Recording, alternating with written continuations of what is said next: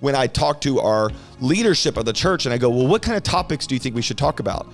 It's constantly remind them of the vision. Remind them of the vision. They forgot the vision. Vision leaks. And it is the leader's responsibility to keep the vision in front of them. People lose their way when they forget their why.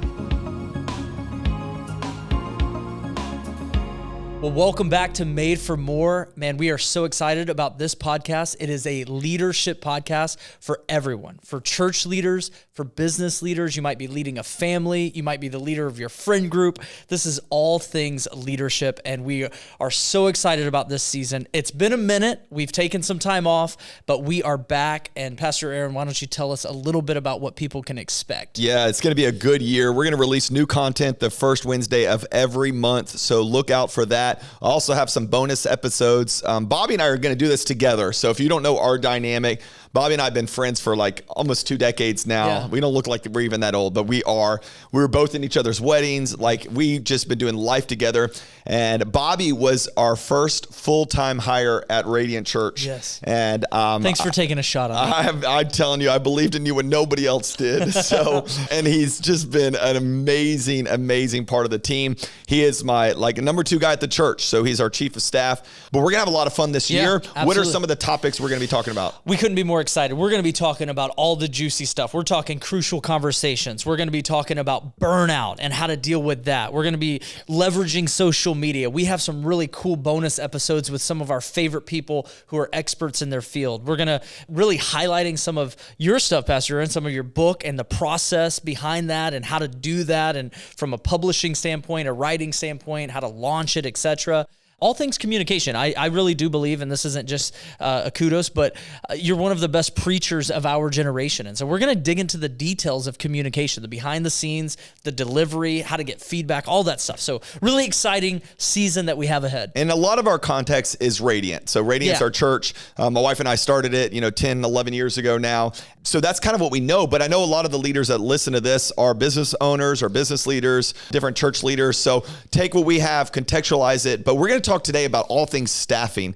And there is probably no more crucial decision for the health of your organization than the people you have on your team, who you allow on your team, how you develop those people, how you really continue to keep the unity of that team. Staffing dictates so much of the future of the organization.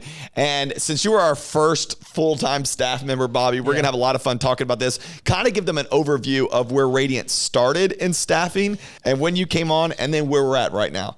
Yes. Well, I was, like you said, first full-time hire when the church was about 2 years old in its second year. The church was actually about 700-800 people, which is a large church to not have any other staff. So people thought we were crazy, but it was actually a Craig Groeschel advice that he gave me when I was probably 3 months into the church. I said, all right, I need to start hiring a few hundred people here. What do I do? He goes, I would have 10 part-time people, stipend, create a team. It's gritty before you ever get a full-time. Whenever you get a full-time, when you need someone to manage those part-timers. Yeah. So that was our life until we were about 700 plus people. And I was going out of my mind crazy going, I need someone to help me manage the team now. And that's where you came in. Yeah, absolutely. And it was awesome. I mean, so much, you had done such a good job of bringing so much structure, but the staffing was definitely a little bit more bare bones. In that first year that my family and I were here, we actually went multi-site. We launched another location. So one of those part-timers actually became full-time as well as another person. And so that was really the journey of our staff growing.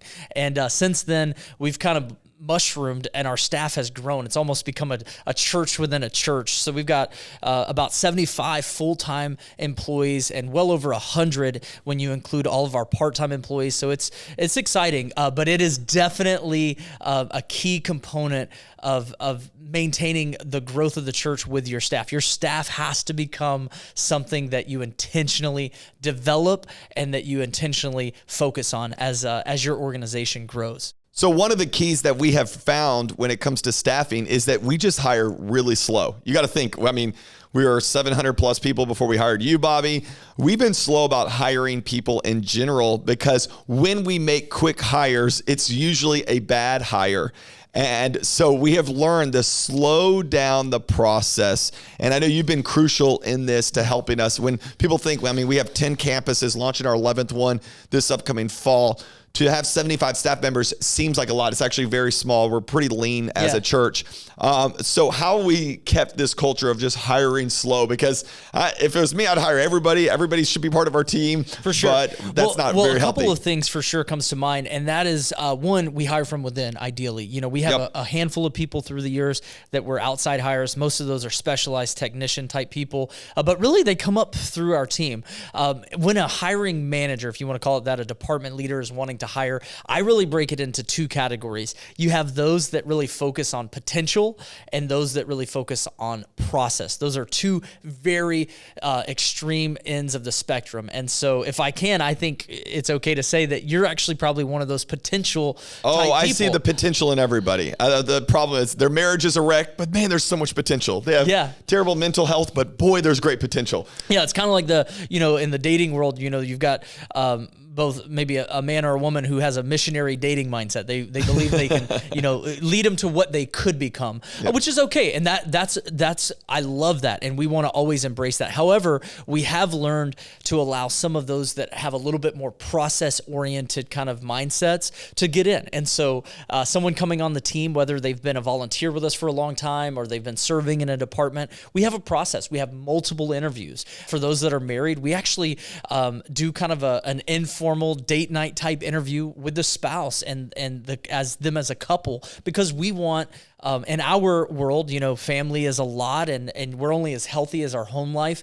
And so we focus on multiple layers and multiple levels of interviews because it's that important. So slow down the process when you're hiring someone new. All right, let me say a couple of things about that, because we have made some really bad hires. Now, I don't know if we should throw out names here, but maybe it would be fun to. No, I'm not going to throw out any names, but we made some really bad hires. I mean, one girl, oh my gosh, this is a disaster. It was like, I mean, we couldn't find her on a Sunday one day. And I'm not, this is so many years ago. So I'm sure she's better now. She's in a better place. Not like she's in heaven, but like she's somewhere else. Yeah. But I mean, we couldn't even find her on a Sunday, and she was running a department in her church. And I mean, she locked herself in her office just crying, like she couldn't deal with the pressure. Yeah. And she had come from this mega big church. Yes. And what we had realized is, it probably wasn't a good hire just because her name was associated with that big church. Like, the big church is a win doesn't mean she's a win. So I've come to realize I'd rather the guy that's from the church of 150 people that built the youth group from 10 to 30 than the guy from the church of 20,000 people that was the assistant to the assistant to the assistant to the youth pastor. Yes. So we really slowed down the process and go, let's really evaluate. Call references. This is a big deal. I am shocked when someone leaves our staff. That is kind of a rough hire. Sometimes we pray for people to leave the staff and God opens up a door for them somewhere else. It's awesome. But when that happens, I'm shocked that I don't get a phone call. Like, whether it's from another pastor or a leader, I'm going, don't you want to know the behind the scenes? Don't you want to know the dirt? Don't you want to know what's really going on with them? If their references don't include their previous hire and their previous employer, there's a problem. There's something they're hiding right there. There's a gap in the resume. There's a gap. What were you doing, You want to know what's happened in the gap, because that's who they really are. So we slowed down that process. Let me just hit on one thing that I think is really crucial about, do you hire from within or from outside? One of the rules I've learned is, if you want to endorse and enlarge the current culture you have, you hire from within. So if you love the current culture of that department and you love and you want to make it better in that area, you hire from within. If you want to change the culture and you don't like the direction of that department, you hire from without. Yeah. So it's just easy life lesson there. Like, when we have a gap in a department, we go, do we love the direction that was going? Well, if we do, let's hire from within, because those are the people that have been trained in that direction. Do we want new direction? We hire from without. So just slow down the hiring process. Be very crucial on the interviews, because you want to know all of that beforehand. Employment doesn't usually end bad. It starts bad. Employment that ends bad is always one that started bad. So if you will hit the issues head on in the beginning, when it comes to training and references and making sure that people from different departments, we even have multiple departments, are interviewing people, even though they're not connected with that department. We just want multiple eyes on it, because you want the process people, like you were talking about, those process people to go, hey, there's stuff that is behind the scenes that you need to know about. We want to hit it head on. So we hire really, really slow. Then we get our team. And when we get our team, we really have to focus on the unity of that team. And I want us to hit on this for a little bit. For sure. Because when I get to travel, you get to travel, people always talk about, man, it seems like that team is just like on the same page. They're unified. And whether it's 8 people in your business or 200 people on your staff, you have to fight for the unity of your team. Yes. There's no greater challenge for the primary leader than to fight for the unity and to keep the team unified. Because when the team is unified, then they can accomplish the vision. When the team is divided, there is no way they will accomplish the goals and the vision, because a divided team is not moving in the same direction. So it's my job to keep everybody moving in the same direction and keep them unified. And I think something, the key word that comes to mind, and I know I've experienced you leading through this, is intentionality. Yep. We have to be, as leaders, we have to be very intentional. And I'm going to kick it over to you, because I think that you've kind of started the team and now you've also grown the team. So what are some of the things that you would feel like are key components of being intentional about developing? Well, I would just say leaders need to lead up close. You can't lead people at a distance and expect them to be unified. So there is a whole world where the higher you get in leadership, the more distant you get from the team that has been put around you. And I think that's a big mistake. I have had to focus. Now, I'm naturally not like a hangout person, but I have had to focus on going, I am going to be a person that's up close. So Bobby and I both lead 2 different teams that run our church. So one is called our central leadership team. That's about 10 people. And then one are the location pastors. That's another 10 or so guys. So we lead both of those 2 different teams that both lead the church. And we have to be intentional with our spouses to go, hey, we are going to lead these guys up close. We're going to do life with them. We're going to laugh with them. We're going to joke around. Yeah. We have a big joking culture at our church that is so vital to the health and making it life-giving. Yeah. I think it's actually good to hone in on that a little, because people ask me all the time about some of that, how do people kind of assimilate into the team? And I tell them all the time that you've developed such a culture of, fill in the blank of what you would describe it as: fun, not taking yourself too serious, taking your calling very serious, but not yourself. A little bit of joking culture.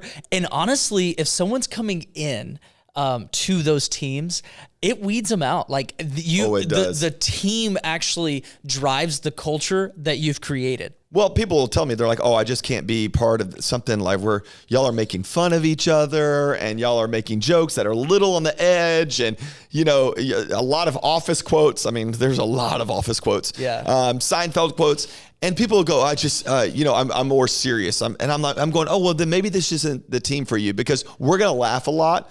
We're going to laugh at ourselves. Mm-hmm. I love what you just said. We take our calling very serious, but we don't take ourselves very serious. Yeah. And we're going to have a good time with it. And we're going to have a life-giving time. So just the other day, we went wake surfing with our location pastors, and we'll do barbecues and hangouts at my house with the central leadership team. And that's work for my wife and I. To put that on, it's not natural for us, but it's crucial to protect the unity of the team. You got to have fun together. You got to lead close. Let me encourage some leaders in here today that are listening to this today, that many times what you're doing is you've got to be careful that you are not punishing the people God has given you right now because of how people in the past have hurt you. Very good. So they hurt you in the past. They talked bad about you in the past. They abandoned you in the past. And what you're doing is you're coming into your current season and you have a wall up with the team God's put around you, and you're not able to lead them because you won't get close to them because you've been hurt before. And what you're doing is you're ending up bleeding on a bunch of people that never cut you at the beginning. So you've got to learn to heal. You've got to learn to release it. And every time somebody leaves my team, whether it's they're angry, they're bitter, they write stuff on social media, I have to release that hurt in my heart so that it doesn't create a wedge between me and the new people that God puts in my life. That's a very vital lesson for you. Lead closely. When you're close, it protects the unity of that team. So develop celebration culture. And it's hard. We have multiple locations. So there's a little bit of competition. Yeah, I like to actually call it positive peer pressure because, in a lot of settings, you think of if you're running a business, maybe it's your managers, if you're in multi-site church or in any large church setting where you have multiple pastors, it can be divisive. There's actually churches out there that they have a divided team, and that's unfortunate. However, you can really focus on developing a competitive culture from a healthy standpoint. That's positive peer pressure. So, for example, Pastor Aaron and I, with some buddies, we do CrossFit, and I'm usually the last in the class. Like, I have a positive peer pressure. But you show up. But I show up. That's a big deal. Exactly. And so I have a positive peer pressure from them on getting better. And so the same kind of dynamic, we like to call it one team, one score. So we're going to celebrate each other's wins. We're not going to be offended by other people's victories, and we're going to celebrate because it's my win. So your win is my win. My win is your win. And developing that culture across the board really, at the end of the day, regardless of how many people are added to the team, how many departments are filled out, how many locations we expand to, at the end of the day, we're one big team, and we have to remember that. And keeping the vision in front of them, I think it's vitally important. If you want to keep the team unified, you got to keep us moving in the same direction.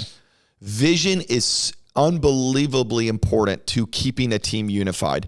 So I meet with our entire staff twice a month. So I do a staff chapel, which is a big blowout. I'm preaching. This is a big moment of vision and connection and worship. And then I do a staff development, which is about a 30-minute teaching from me. So it's twice a month I'm in front of them. And it's shocking to me when I talk to our leadership of the church and I go, well, what kind of topics do you think we should talk about? It's constantly remind them of the vision. Remind them of the vision. They forgot the vision. They need to know the vision. Vision leaks. And it is the leader's responsibility to keep the vision in front of them. People lose their way when they forget their why. Yeah. And we do this all the time. I have to do it with my spouse. I have to do it with Bobby. I have to do it with our location pastors and our central leadership team. It is my responsibility to go, here's the vision. Here's why we do what we do. So multiple of our staff days and staff chapels and staff developments are all focused on here's the vision, here's what we're going for. Don't forget the mission, and because it moves us forward. So I'll do a little Bible trivia with you, Bobby. All right, there's two different visionaries in the scripture. All right, let's see if you can get this. Okay. All right, I'll do my best. So they're in the Old Testament. I got this years ago, and I've taught it throughout the years, and it's just mind-blowing to me as I research it. And both of them were given a vision from God. So I want you to tell me which of these visions were most crucial. All right. Now, obviously, every vision is important. Everything that God gives you is important. But what's most crucial? So one is Noah. Noah is given the vision, obviously, from the Lord to save humanity. All right. Create a boat, put all the humans on there and the animals. Then Moses was given a vision. Moses was given a vision to go back into Egypt, rescue the people. Now, both are very important. Yeah. Which one was more crucial, detrimental? Like, if you don't do it, it's all over. The whole planet dies. So I would have to go with Noah, right? Okay, I mean, it's the entire population of the known world. Bobby, you're very smart. Smart man. Okay, so obviously he went to Bible college. So Noah's was more important. Noah, you know how many people he got? 8 people. Yeah. 8 people. He had the more important vision, and yet only 8 people followed him. Moses had a less important vision. It was important, but it was not as detrimental, and 2 million people left Egypt and walked into the promised land. Wow. You know what was the difference? I found it, the amount of times, it's over a dozen times in the scripture, where Moses says this phrase, land filled with milk and honey, land filled with milk and honey, land filled with milk and honey. Vision, hey, don't go back to Egypt. There's a land filled with milk and honey ahead of you. What is he doing? He's keeping the vision in front of them. If you will keep the vision in front of them, you will accomplish the vision that God has given you. Without vision, people perish. But with vision, the ministry, the business, your family will prosper. Absolutely. Vision matters. It keeps the team unified. Can I speak on behalf of the team for a moment? Who the number 2 guy, the rest of the team, and to really take some pressure off of the senior leaders. I know there's a lot of pressure, whether you're the CEO, the senior pastor, lead pastor, you're kind of the founder, whatever your position is, you're the top of the organizational chart, that there can be some added pressure, some self-inflicted pressure to produce, to create new things, I have to have a fresh vision. I have to have a fresh deal, a fresh word, all of the different nuances of your position, having this ongoing pressure that as a part of the team, we, like the people of Israel that you just described with Moses, that we need the vision reinstated, reiterated, and I like to call that foundational, not elementary, because it can feel like, oh, we've already talked about this. That's not new. But as a part of the team, and by the way, the team is always new. Like there's always new people on the team, regardless of what their position is. What determines their point of the vision is where they came onto the team. So, there might have been some foundational vision that as a senior leader, you might have been sharing through the years. And what is old to you is new to the person that's only been on the team for a couple of months or a couple of years. And so just as Moses, as you described with Moses, Pastor, and I think that's so good. I think you do this very well, is that you have to keep the vision, the foundational vision, even though it feels repetitive, it's so key in driving home those results that we feel called to do. Let me just say one more thing about the unity of the team. When you see divisiveness, when you hear gossip, when you see division, when it comes to multiple visions, that's what division means. Division is division. It's two visions. So when you start to see that happening, it is the responsibility of the primary leader to squash it immediately. No, we don't talk about other staff members. We talk to them. That's a phrase we use all the time. So we're not going to gossip about them. No, if you have a problem, you're not going to come and talk to me. You're going to go talk to them. Hey, no, I understand that vision is important, but we're going to stay primarily focused on the vision that God's given the church, our house, what we've called to do. So you've got to keep it focused, and you got to squash it immediately because it'll only grow. And that is the problem. The enemy knows the way he gets us defeated, the way the enemy gets us defeated is he gets us divided. And if he can get us divided, we're already half beat. So let me just encourage you, protect the unity of the church. A couple other things on staffing, and then we'll end it in a few minutes to talk about firing, because that's kind of like the touchy subject. One of the things that we've had to make sure we do is very clearly instill what are the values of the organization that we have.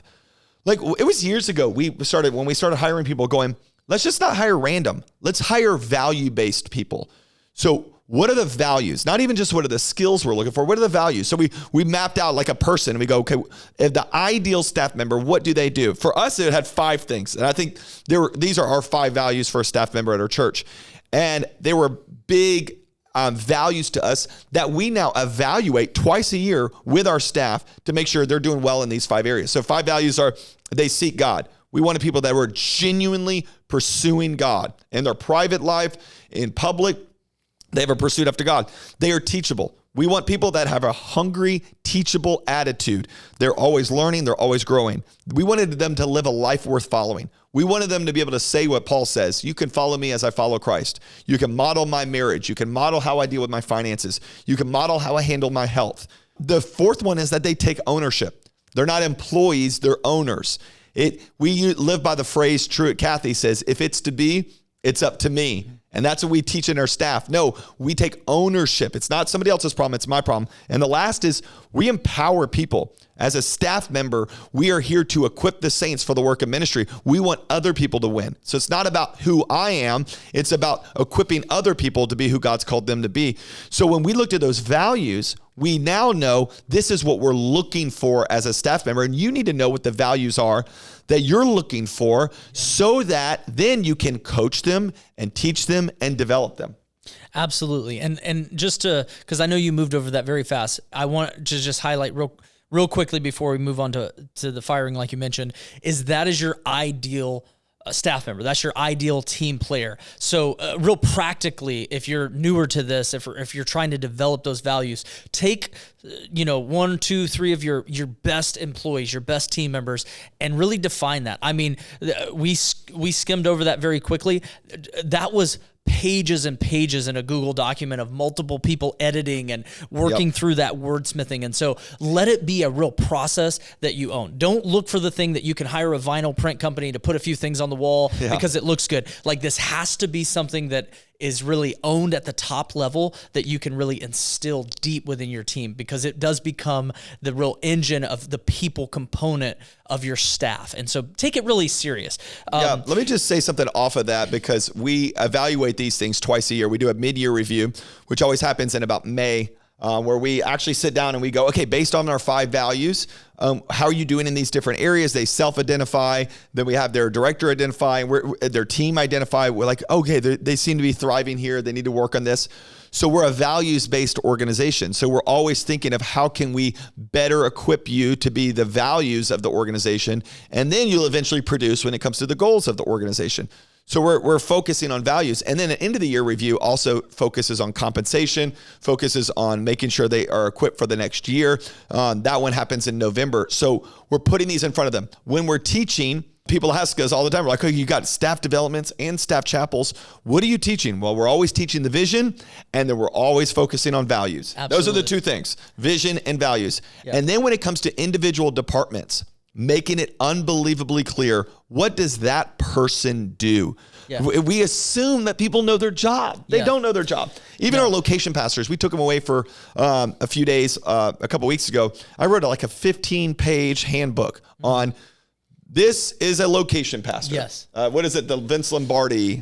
Famous football coach, Super Bowl winning, most elite team. He was working with absolute rock stars in the field of football. And every beginning of every season, he would lift up a football and say, hey, this is a football. Again, these are guys who have played college. They've been in the NFL, the best of the best of the best. And yet he goes back to those foundational principles of block and tackle. This is a football. Yeah, and I wouldn't have known any of that because I'm not a football guy. But hey, that's okay. That's why we're a team, Bobby. Yes, we're a team. All right, so listen, keep the values in front of them. Make sure they know what they're doing. Let's talk last thing, because one of the pain points about staffing is when you have to let somebody go. And I hate this.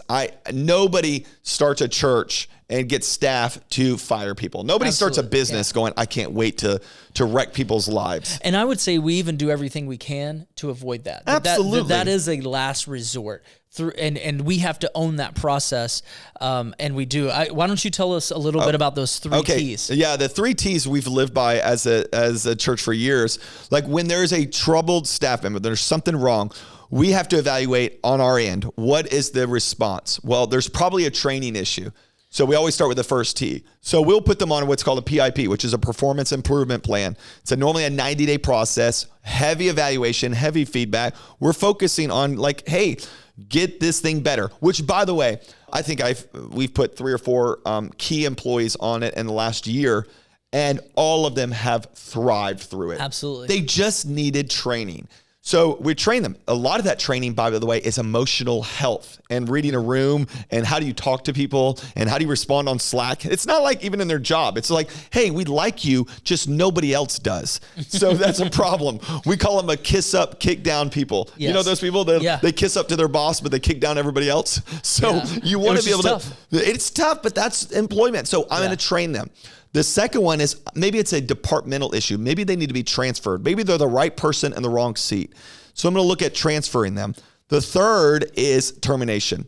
And let me just say this. If you are terminating somebody from your church, from your business, from your nonprofit, and they are surprised, it is your fault. Yeah. It is your fault because they should have had adequate understanding months in advance that there is a massive problem in this, in their performance, or there is a massive breach of trust or something they do that is against company policy.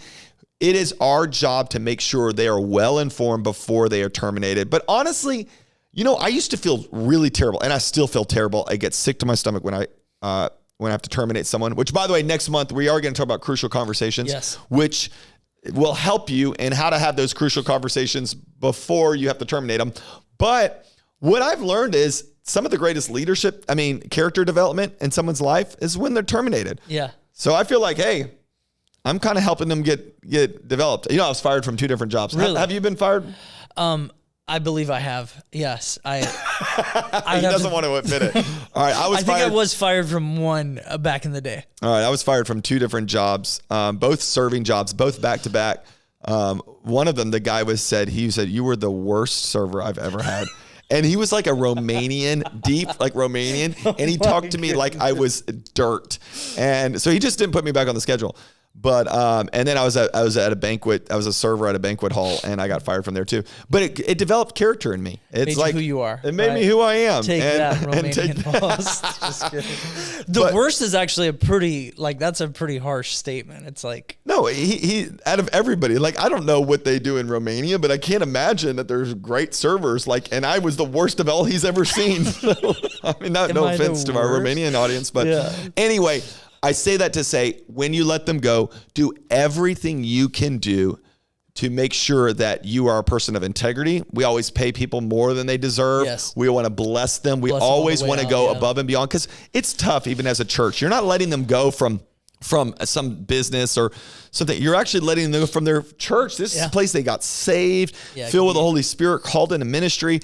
Their family goes there. So we always provide that, we're going to make sure we're going to help you in this next season. Do you mind if I just highlight one quick thing on regards to this? Because I know we talked a lot about the individual, but this is a big process even with the rest of the team. So what we learned, and thankfully we don't have a ton of casualties, but there have been some people that haven't been good fits. Their performance, cultural fit, you fill in the blank. There's been a few throughout the years. And what we had to really own up to is the person in the mirror that to the rest of the team that's doing really well, that knew the issues of this other team member, really became our leadership credibility. There was a moment, and I remember this was a super hard lesson to learn, in that the underperforming or the non-cultural fit team member, there was a shift from them being the problem and then us not addressing it becoming the problem. So leadership credibility really is on the line. And so take that very serious. And so even though a lot of, especially pastors out there, we're in the church world, you want to develop, you see the potential in people. You think you can fix them, that you just have to toe that line of what is too far that's then affecting the rest of the team. Hey, I hope you've loved this episode. I have loved this conversation. Bobby and we're going to have these every month, and I think they're going to get better and better. So stick around. Make sure you subscribe if you haven't subscribed yet. If you're watching this on YouTube, make sure you give us a like, and in the comments, let us know what you learned. But I really do believe that you are made for more, and we'll see you next month.